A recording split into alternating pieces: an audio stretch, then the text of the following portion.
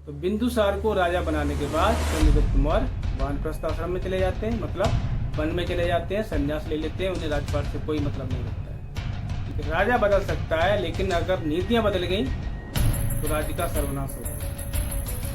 या फिर आप भ्रष्टाचारी हो, एक व्यक्ति उसमें ईमानदार हो, तो वो खुंदा खाए बैठा रहता है, तो मौका मिला साले को पलट देंगे। उस समय जो चंद्रगुप्त मौर्य थे वो आचार्य चाणक्य के अलावा किसी और का परामर्श नहीं स्वीकार करते थे, न किसी से कुछ बात करते थे या लेते थे। ये चंद्रगुप्त की धर्मपत्नी दुर्धरा, उनकी मृत्यु के पीछे कहीं न कहीं आचार्य चाणक्य का हाथ है और उन्होंने प्रण कर लिया,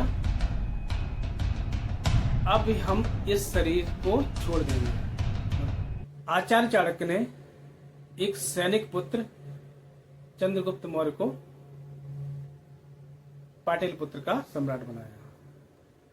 धनानंद के आतंक से तंग आकर या उसके द्वारा बेइज्जत किए जाने के कारण आचार्य चाणक्य ने धनानंद का पूरा साम्राज्य समाप्त किया, मिट्टी में मिलाया और एक नए राज्य का निर्माण किया। उस राज्य का राजा बना चंद्रगुप्त मौर्य। चंद्रगुप्त मौर्य के समय में ये प्रमुख सलाहकार थे। पूरी जो भी राज्य में चलन था, मतलब जो भी सामाजिक, धार्मिक, राजनीतिक व्यवस्था होती थी, आचार्य चाणक्य के परामर्श से ही होती थी। एक तरह के ये सुपीरियर थे, प्राइम मिनिस्टर थे, कह सकते हो। ठीक है, तो चंद्रगुप्त मौर्य के समय तक पाटलिपुत्र एकदम धनधान्य और सुशिक्षित और किसी भी तरह की कोई समस्या नहीं थी राज्य में।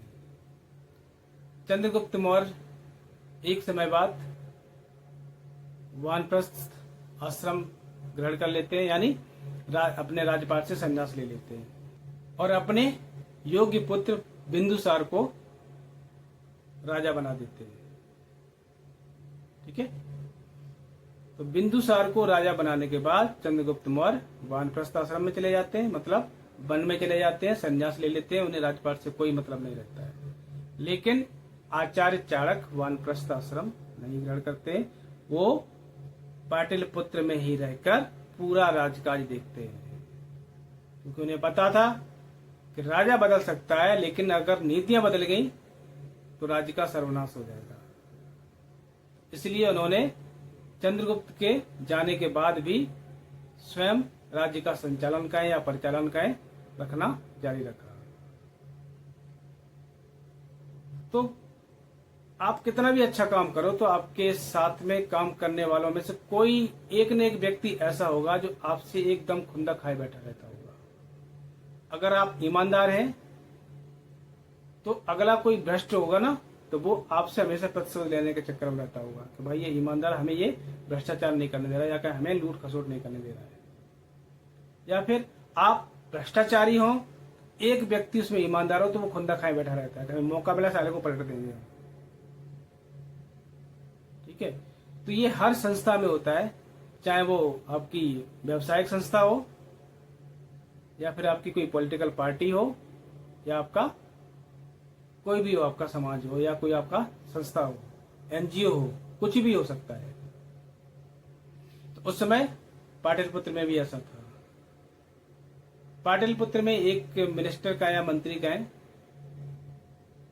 सुबंधु नाम का व्यक्ति था। सुबंधु, ठीक है, नाम में सु लगा है, लेकिन वो सु नहीं था, वो कु था, कुबंधु था, मतलब वो कुबंधु साबित हुआ है। तो सुबंधु नाम का एक जो व्यक्ति था, वो चंद्रगुप्त के समय से ही राज्य के कार्यकाज में इन्वॉल्व था। वो आचार्य चाणक्य से बहुत चिढ़ता था। तो जैसे ही, लेकिन वो कुछ कर नहीं पाता था, वजह इसकी क्योंकि उस समय जो चंद्रगुप्त मौर्य थे वो आचार्य चाणक्य के अलावा किसी और का परामर्श नहीं स्वीकार करते थे, न किसी से कुछ बात करते थे या लेते थे। ठीक है, कोई भी प्रशासनिक निर्णय लेना हो तो उसमें आचार्य चाणक्य की सहमति के बाद ही उस निर्णय पर अमल किया जाता था। तो ये उस समय सुबंधु जो था उसकी पेश नहीं चलती थी। तो जैसे ही सत्ता परिवर्तन हुआ, या कहें राजा का परिवर्तन हुआ, बिंदुसार राजा बना, तो बिंदुसार के वो कुछ करीब आया और बिंदुसार ने उसको मंत्री बना दिया। मंत्री बनते ही कुछ दिन तो ठीक चला, उसके बाद फिर उसने अपने षड्यंत्र को अंजाम देना चालू कर दिया।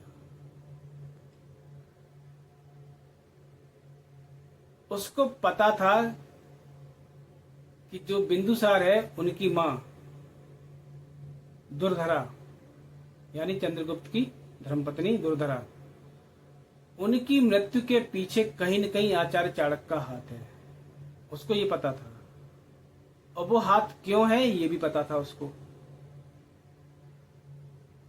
यानी बिंदुसार की मां की मौत क्यों हुई है ये पता था, और क्यों कराई गई है या क्या मजबूरी थी वो भी पता था उसको।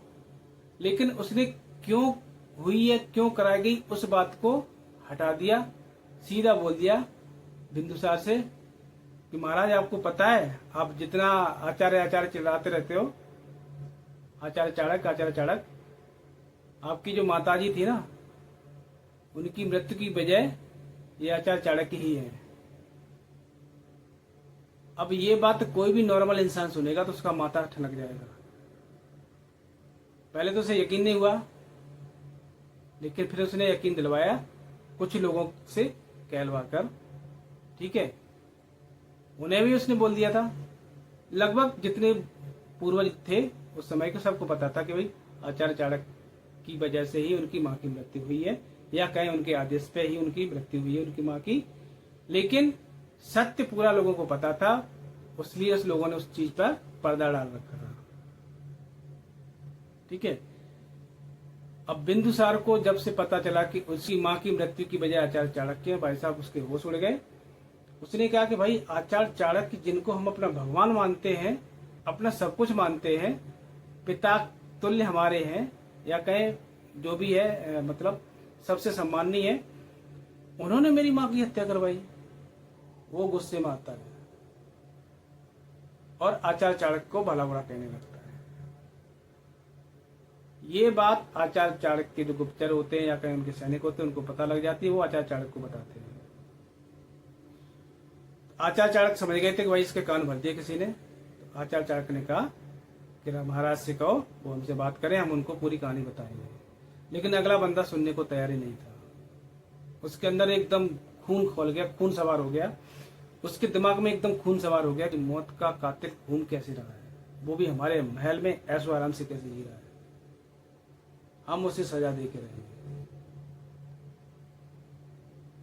आचार्य चाणक्य ये बर्दाश्त नहीं कर पाए। उन्होंने काफी समझाने की कोशिश की, उससे बात करने की कोशिश की, लेकिन वो उसने नहीं सुनी।